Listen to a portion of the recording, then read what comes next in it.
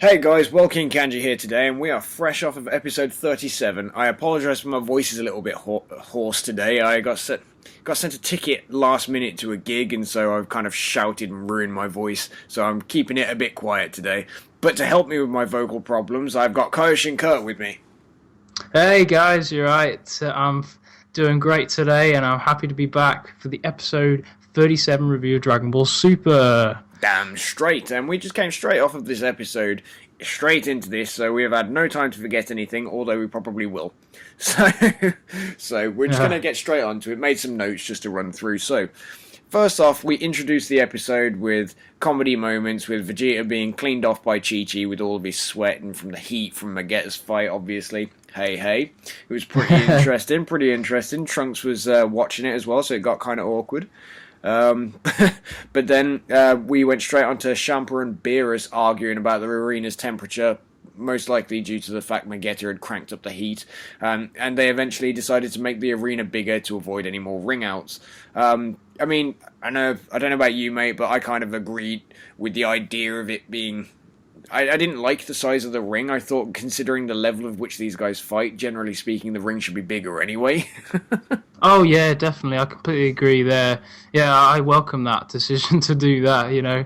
It's interesting because at the start we were like, are they making that ring bigger? Yeah. Oh, yes, that's cool. Yeah, it just seems to be a much nicer way of doing it. Rather than every match having to end in a ring out or something like that, it's much nicer with the fact that, you know, they might not. And we'll get further into that later on in the episode review. So, we then move on to, Bulma is saying that the Universe 6 Saiyans sound like they're harder workers than the Universe 7 Saiyans, and Chi-Chi wishes Goku was like that. Oh, comedy Dragon Ball moment where Goku fulfills nothing that Chi-Chi wants. And then we introduce with Vegeta versus CABBA, and I don't know about you, man, but I was psyched for this fight all day. Oh yes, exactly. You know, we all had our own predictions as to what would happen, but yeah, it seemed more obvious that Vegeta was going to have the upper hand. I was thinking otherwise, because you know how I always like to think the other side. Yeah, but, yeah. Well, there's nothing wrong with that. It keeps it interesting. But anyway, exactly. Piccolo was one of the people speculating on whether, you know, CABBA was lying about going Super Saiyan. So he asked Goku, and Goku completely blanked him just because he was staring at Hit, you know, with all his majestic coat and his hips that felt so alluring to Goku's eyes. Yeah, once he saw Hit, he was just like, just focused on him purely. You know how Goku is when he wants something. Damn straight, straight. But anyway, as the fight starts, we notice that that CABBA actually uses Vegeta's stance. Like, and when I'm saying stance, I mean, like, you know, that sort of stare down that Vegeta and Goku gave each other back in the Saiyan arc. And that is, you know, it's pretty interesting. But if you remember me and Kurt's review, I think it was episode 25, and we had moaned because in the hyperbolic time chamber, or the room of spirit in time, in the manga they actually did that pose once again, and it was a really nice little, like, you know, throwback to that. But in this, because they hadn't done it, they had to reference the fact that the last time we saw it was in the Saiyan saga. So that was kind of interesting. I mean, what did you think of that?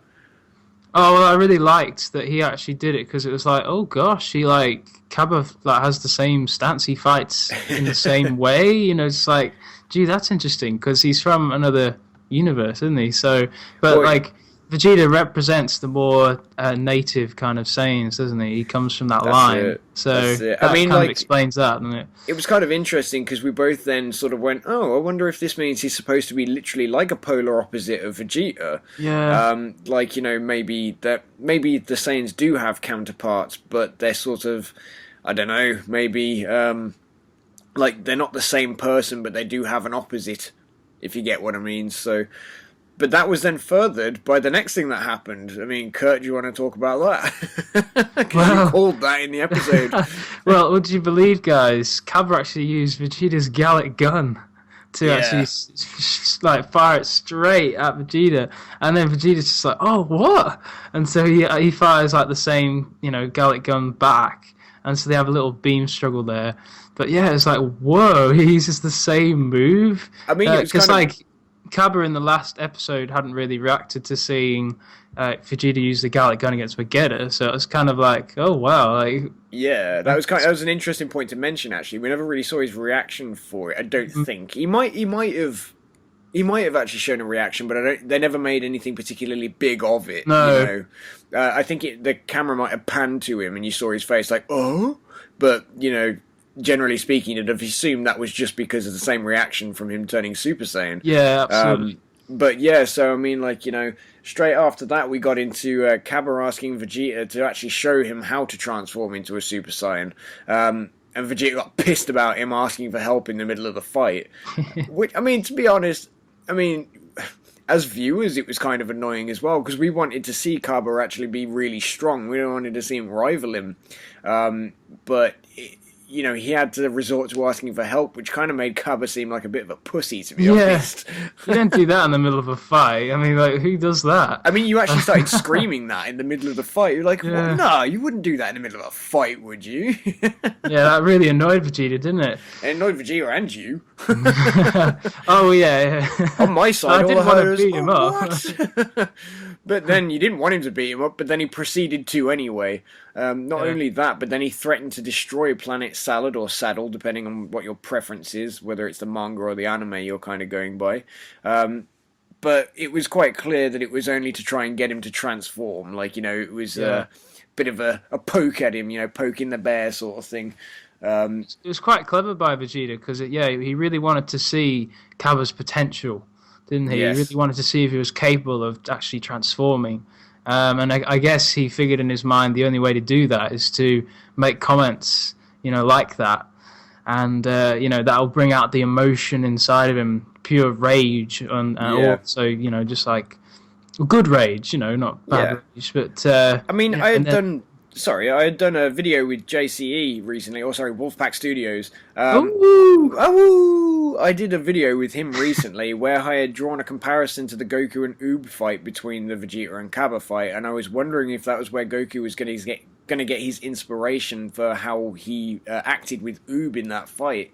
And it was very reminiscent of this fight. So I am wondering if they're going to...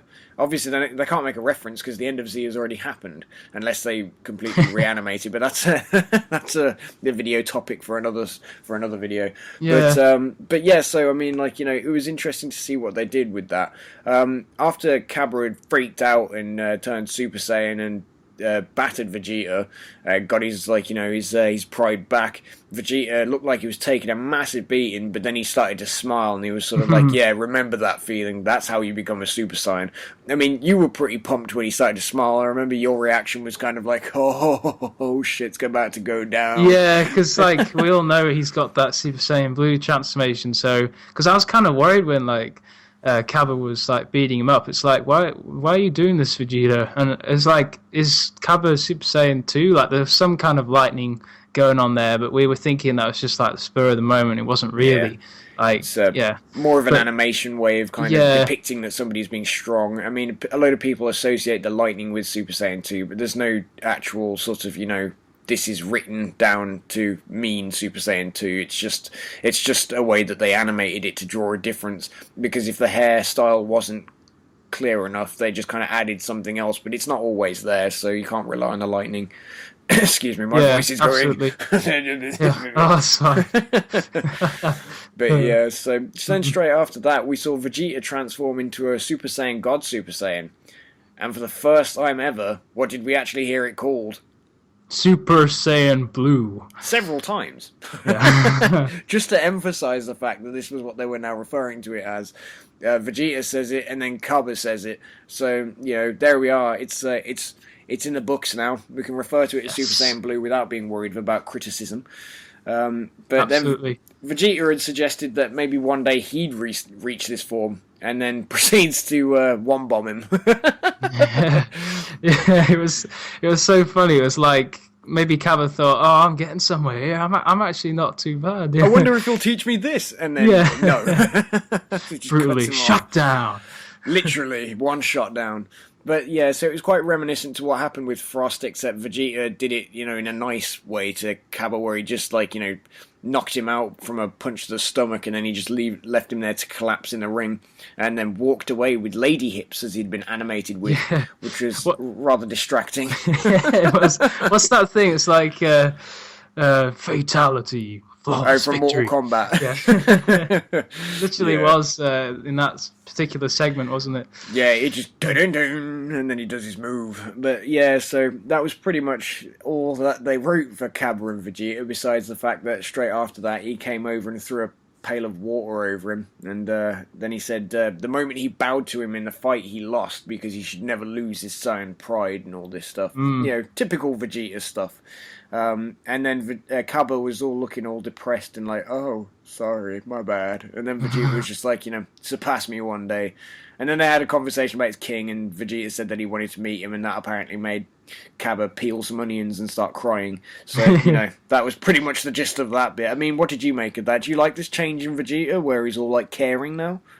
Yeah, I certainly do, and I think it relates to, the Saiyans. If it wasn't that he was meeting other Saiyans, I don't really think that he'd be the same. I think that he has a lot of enjoyment at the fact that his race is still alive, and that he can actually maybe contribute positively to them. Personally, I think he just likes the fact he's stronger than all of them so far. Well, it could be that, but that would Ego just boost. I don't know. I think that Vegeta does still identify himself as a Saiyan, and therefore that because there are Saiyans in Universe 6, he kind of wants to get involved, but it's not part of his character to outwardly kind of say that blatantly. He doesn't say, "Oh, I love that there's Saiyans in your universe." He's like, "Yeah, I'd like to come over and have a look sometime." Kind of like that girl that you don't want to let them know you're that into, but you're kind of like, yeah, sure, I'd love to come over and have a drink sometime, I suppose. Yeah. You don't want to be like, yeah,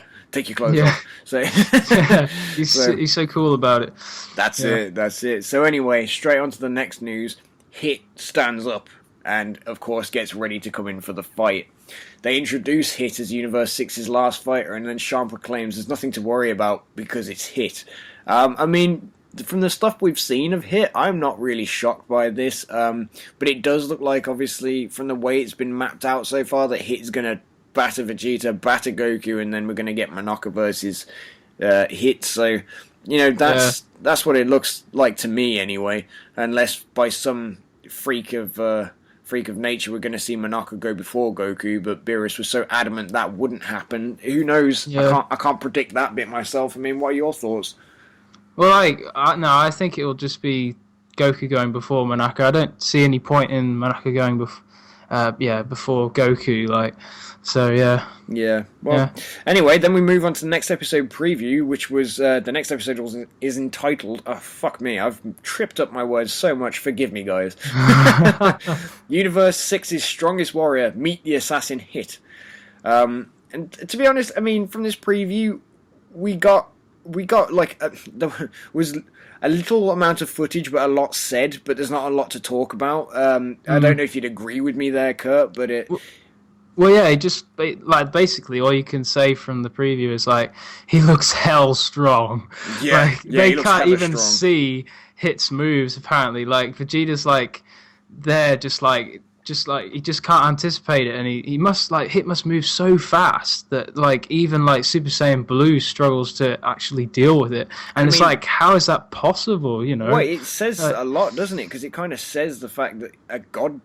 God Key can't keep up with him, so he's obviously, if not got God Key himself, he's, well above the level of an average person. Because, I mean, if we're to think that these guys are stronger than, what they were before when they battered Frieza, you know what I mean? Yeah. This guy is something else. But yeah, so we see Vegeta get battered in Super Saiyan God, Super Saiyan, or Super Saiyan Blue. It's worth noting that from the preview we don't actually see any move land on Hit, but that doesn't mean nothing will. And if it does, he'll probably no-sell it like Vegeta did in that CABBA fight. But we did actually see a smidge of blood on Vegeta's lips or on his chin. That's typical Dragon Ball fashion.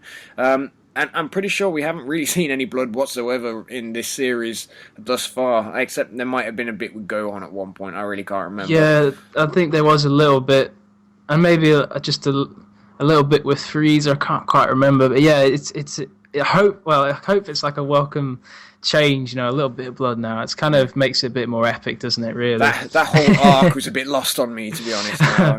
Yeah, we've all forgotten it now.